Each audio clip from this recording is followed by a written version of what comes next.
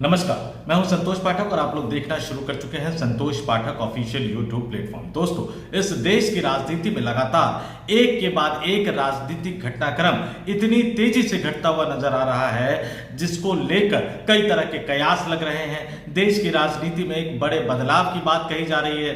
यह भी कहा जा रहा है कि नरेंद्र मोदी अब विदा होने का मन बना चुके हैं और कई लोग ये भी कह रहे हैं कि नरेंद्र मोदी एक बार फिर से 5 अगस्त को यानी कल मंगलवार को इस देश की जनता को चौंकाने जा रहे हैं। यानी केंद्र की नरेंद्र मोदी सरकार एक बड़ा फैसला करने जा रही है और इसके पूरे सीक्वेंस को देखिएगा। एक एक सीक्वेंस में आपको बताऊंगा।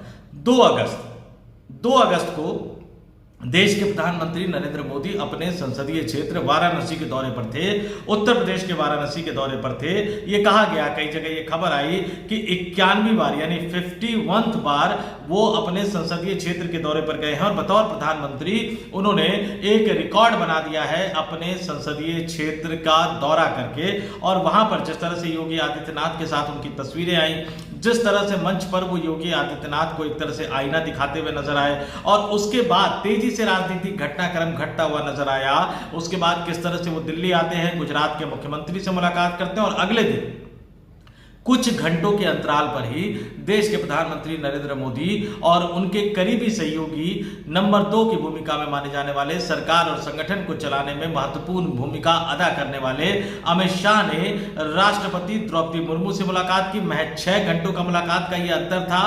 और उसके बाद अब यानी आज भारतीय जनता पार्टी ने सांसदों की बैठक बुला ली है और सांसद सिर्फ बीजेपी के नहीं बल्कि एनडीए घटक दलों के सांसदों की बैठक बुला ली है। और इस वक्त जिस वक्त मैं आपसे बात कर रहा हूं, लगभग आप ये मानकर चलिए कि 12.5-13 घंटे बाद एनडीए सांसदों की एक बड़ी बैठक संसद भवन परिसर में होने जा रही है और इसको लेकर कयासों के दौर शुरू हो गए हैं। यूपी का दौरा, वाराणसी का दौरा, योगी के साथ गंभीर बातचीत, तस्वीरों के माध्यम से आपने देखा होगा। फिर दिल्ली वापस आना, गुजरात के मुख्यमंत्री से मिलना, अगले दिन 2 बड़े नेताओं का राष्ट्रपति भवन जाकर राष्ट्रपति द्रौपदी मुर्मू से मिलना और फिर आज कल यानी मंगलवार को राष्ट्रीय जनतांत्रिक गठबंधन यानी एनडीए गठबंधन के तमाम सांसदों की बैठक बुलाना, लोकसभा और राज्यसभा के तमाम सांसदों की बैठक बुलाना। इसके बाद कई तरह की चीजें निकलकर सामने आ रही है। उन चीजों के बारे में इस स्टोरी में मैं आपको बताने की कोशिश करूंगा, लेकिन उससे पहले आपसे एक अपील, आपसे एक आग्रह। संतोष पाठक ऑफिशियल यूट्यूब प्लेटफॉर्म को आपका प्यार, आपका स्नेह, आपका सहयोग लगातार मिल रहा है। उसके लिए हम आपके प्रति आभारी हैं, लेकिन हमें आपके प्यार, सहयोग, समर्थन की जरूरत आगे भी पड़ेगी। तो हमारे वीडियो देखते रहिए, लाइक करते रहिए, शेयर करते रहिए, ज्यादा से ज्यादा लोगों तक पहुंचाइए। हमारे वीडियो का प्रचार प्रसार करते रहिए। संतोष पाठक ऑफिशियल यूट्यूब प्लेटफॉर्म को सब्सक्राइब भी कीजिए। अपने दोस्तों, अपने रिश्तेदारों से सब्सक्राइब करने की अपील भी कीजिए। और अब आता हूं उस स्टोरी पर जो देर रात मैं आपके सामने लेकर आया हूं। भारतीय जनता पार्टी की तरफ से 4 अगस्त को एक लेटर जारी किया गया है। एक महत्वपूर्ण बैठक के लिए एक लेटर जारी किया गया है और इस महत्वपूर्ण बैठक के लिए भारतीय जनता पार्टी ने सिर्फ अपने ही सांसदों को नहीं बल्कि एनडीए गठबंधन में शामिल तमाम राजनीतिक दलों के सांसदों को बुलाया है। आपके स्क्रीन पर बाकायदा मैं ये लेटर दिखा रहा हूं, ये पत्र दिखा रहा हूं। भारतीय जनता पार्टी संसदीय दल की तरफ से ये पत्र जारी किया है। जो कार्यालय सचिव है संसदीय दल के डॉक्टर शिव शक्तिनाथ बख्शी, उनकी तरफ से ये पत्र जारी किया गया है। 4 अगस्त की डेट आपको दिख रही होगी, संसद भवन के कार्यालय का पता आपको दिख रहा होगा और इसमें क्या लिखा गया है? राजग संसदीय दल की बैठक दिनांक 5 अगस्त 2025 मंगलवार को प्रातः 9:30 बजे संसद भवन ग्रंथालय के जीएमसी बालयोगी सभागृह में होगी। राजग के सभी लोकसभा तथा राज्यसभा सांसदों से अनुरोध है कि बैठक में समय से उपस्थित रहने का कष्ट करें। अंग्रेजी में भी बता देता हूं मैं आपको। A meeting of NDA parliamentary party will be held at 9:30 AM on Tuesday the 5th August 2025 in the GMC Balyogi Auditorium of Parliament Library Building. All NDA members of Lok Sabha and Rajya Sabha are requested to attend the meeting in time. यानी राष्ट्रीय जनतांत्रिक गठबंधन NDA के तमाम लोकसभा और राज्यसभा के सांसदों की ये बैठक बुलाई गई है। एनडीए पार्लियामेंट्री पार्टी की बैठक बुलाई गई है और लोकसभा और राज्यसभा के तमाम एनडीए सांसदों को इस बैठक में शामिल होने के लिए कहा गया। उस लेटर की जो कॉपी है एनडीए के जो तमाम सांसद हैं लोकसभा और राज्यसभा के, उनको भेजा गया है। अलग अलग तरह से उनको सूचना दी गई है और ये सुनिश्चित करने का प्रयास किया जा रहा है कि एनडीए के जो तमाम सांसद हैं कल संसद भवन परिसर में जो जीएमसी बाली होगी ऑडिटोरियम में, जो पार्लियामेंट्री लाइब्रेरी बिल्डिंग के अंदर है, उसमें जो बैठक होने वाली है एनडीए गठबंधन के तमाम सांसद उसमें पहुंचे। और जिस तरह से सीक्वेंस निकल के आ रहा है, एक बार फिर से मैं उसको रिपीट कर देता हूं क्योंकि उसको रिपीट किए बिना चीजें आपको समझ में नहीं आएगी। 2 अगस्त को उत्तर प्रदेश का वाराणसी का दौरा, उत्तर प्रदेश के मुख्यमंत्री योगी आदित्यनाथ से प्रधानमंत्री नरेंद्र मोदी की मुलाकात। 3 अगस्त को प्रधानमंत्री नरेंद्र मोदी के दोपहर में राष्ट्रपति भवन जाकर राष्ट्रपति द्रौपदी मुर्मू से मुलाकात और शाम को केंद्रीय गृह मंत्री अमित शाह का राष्ट्रपति भवन जाकर राष्ट्रपति द्रौपदी मुर्मू से मुलाकात करना।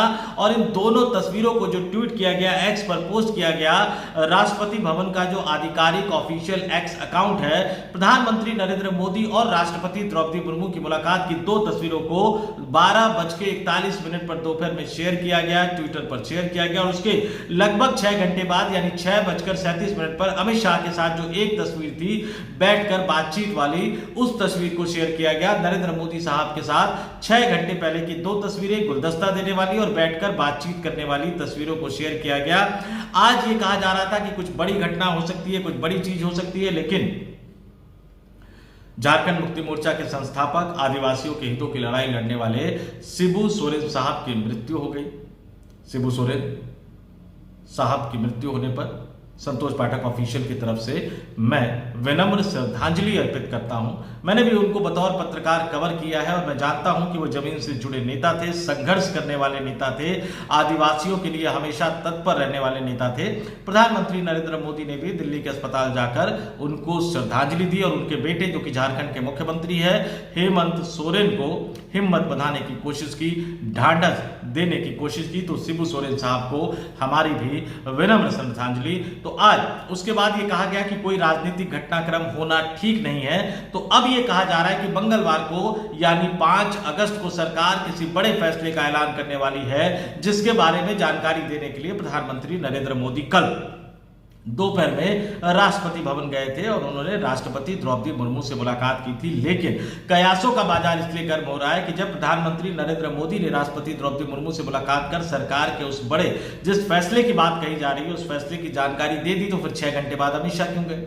और सरकार कुछ बड़ा करने वाली है संसद के इस मानसून सत्र के दौरान, इस बात की जानकारी तो संसद के सत्र शुरू होने से पहले ही इस बात की खबरें हवा में तैर रही थी। और आपको यह भी जानकारी दे दूं कि इस संसद के मानसून सत्र के दौरान एनडीए सांसदों की यह पहली बैठक होने जा रही है। आपको बता दूं या याद दिला दूं, वैसे आपको याद होगा कि कल जो है वो 5 अगस्त की तारीख है और इसलिए माना जा रहा है कि सरकार कोई बड़ा फैसला, कोई बड़ा विधेयक या कोई बड़ा ऐलान कल देश की संसद में कर सकते हैं। और 5 अगस्त की तारीख पर बहुत ज्यादा जोर क्यों दिया जा रहा है? क्योंकि इससे पहले 5 अगस्त की तारीख को ही मोदी सरकार पहले बड़ा फैसला कर चुकी है। 5 अगस्त की तारीख को ही राम मंदिर के शिलान्यास का फैसला हुआ था और 5 अगस्त की तारीख को ही 5 अगस्त 2019 को जम्मू कश्मीर से अनुच्छेद 370 हटाने एवं 35A को हटाने का फैसला किया गया था। और 5 अगस्त की उसी तारीख को यानी वर्ष 2019 की उसी तारीख को जम्मू कश्मीर से राज्य का दर्जा छीनकर उसे 2 केंद्र शासित संघ शासित प्रदेशों में बांट दिया गया था, एक तरफ जम्मू कश्मीर और एक तरफ लद्दाख। और तब से लेकर 2019 से लेकर 2025 आ गया। पिछले 6 वर्षों से लगातार इस बात की मांग की जा रही है कि केंद्र की नरेंद्र मोदी सरकार जम्मू कश्मीर को पूर्ण राज्य का दर्जा कब देगी। कांग्रेस पार्टी ने बकायदा पत्र लिखकर इसकी मांग की। उमर अब्दुल्ला लगातार इस बात की मांग करते रहे हैं कि जम्मू कश्मीर को पूर्ण राज्य का दर्जा देना चाहिए। यहां तक कि जम्मू कश्मीर के पूर्व मुख्यमंत्री फारूक अब्दुल्ला ने भी अभी हाल ही में इस सवाल को उठाया और लगातार इस सवाल को उठाकर यह पूछा जा रहा है कि जब सदन के अंदर अमित शाह ने यह वादा किया था कि समय आने पर जम्मू कश्मीर को पूर्ण राज्य का दर्जा दिया जाएगा। प्रधानमंत्री नरेंद्र मोदी जब इस तरह का वादा कर चुके हैं तो फिर पूर्ण राज्य का दर्जा क्यों नहीं दिया जा रहा है? तो 5 अगस्त को लेकर यह कयास लगाए जा रहे हैं कि हो सकता है कि एक बार फिर से जम्मू कश्मीर को लेकर ही कोई बड़ा ऐलान केंद्र की नरेंद्र मोदी सरकार कर सकती है। यानी जम्मू कश्मीर को पूर्ण राज्य का दर्जा देने का फैसला केंद्र की नरेंद्र मोदी सरकार एक बार कर सकती है। 5 अगस्त अनुच्छेद 370 को हटाने की छठी बरसी। आपको याद दिला दूं कि जो उपराज्यपाल बनाकर जम्मू कश्मीर भेजे गए हैं मनोज सिन्हा, उनका कार्यकाल भी बतौर उपराज्यपाल उनका 5 वर्ष का कार्यकाल भी खत्म होने को है, समाप्ति की तरफ है। तो इसलिए इस तरह का कयास लगाया जा रहा है कि मनोज सिन्हा के कार्यकाल के समाप्त होने के साथ ही या मनोज सिन्हा के कार्यकाल के आखिरी कुछ दिनों के दौरान ही जम्मू कश्मीर का जो दर्जा है वो केंद्र शासित प्रदेश से हटाकर पूर्ण राज्य का दर्जा दिया जा सकता है। लेकिन जैसा कि मैंने कहा कि ये सिर्फ कयास लगाए जा रहे हैं। सरकार क्या फैसला कर चुकी है, क्या फैसला करने वाली है, क्या ऐलान वो कल संसद के दोनों सदनों में करने वाली है, इस बात को लेकर कयास लगाए जा रहे हैं। लेकिन जो सीक्वेंस जिस तरह से बनता जा रहा है वो सीक्वेंस अपने आप में कई तरह की कहानी बयां कर रहा है। और इस समय सरकार की जो सबसे बड़ी समस्या क्या है? इस समय सरकार की सबसे बड़ी समस्या उपराष्ट्रपति का चुनाव है। उपराष्ट्रपति के चुनाव में किस तरह से अपने गठबंधन को एकजुट सरकार रख पाएगी, यह सरकार के लिए बड़ी चुनौती है। और एनडीए गठबंधन के सांसदों की इस बैठक को इस लिहाज से भी महत्वपूर्ण माना जा रहा है क्योंकि संसद का जो मानसून सत्र है, इसका जो आखिरी दिन है वही आखिरी दिन नामांकन भरने की आखिरी तारीख है। और जाहिर सी बात है कि तमाम पत्ते उसी दिन खोले जाएंगे। और इस बीच खबर आ रही है कि उपराष्ट्रपति चुनाव को लेकर समन्वय बनाने के लिए तमाम राजनीतिक दलों से बात करके सर्वसम्मति बनाने के लिए भारतीय जनता पार्टी ने संसदीय कार्य मंत्री किरण रिजिजू और अपने राष्ट्रीय महासचिव सुनील बंसल और विनोद तावड़े को जिम्मेदारी सौंपी है कि वो तमाम राजनीतिक दलों से बातचीत करें। हालांकि कांग्रेस के रवैये को देखते हुए, इंडिया गठबंधन के रवैये को देखते हुए, जगदीप धनखड़ की चुप्पी को देखते हुए, शरद पवार और उद्धव ठाकरे के चौंकाने वाले फैसले करने के जो उनके अंदर से जो इच्छा जग रही है उसको देखते हुए ये माना जा रहा है कि इंडिया गठबंधन इस बार संयुक्त उम्मीदवार उतारने पर विचार कर रहा है।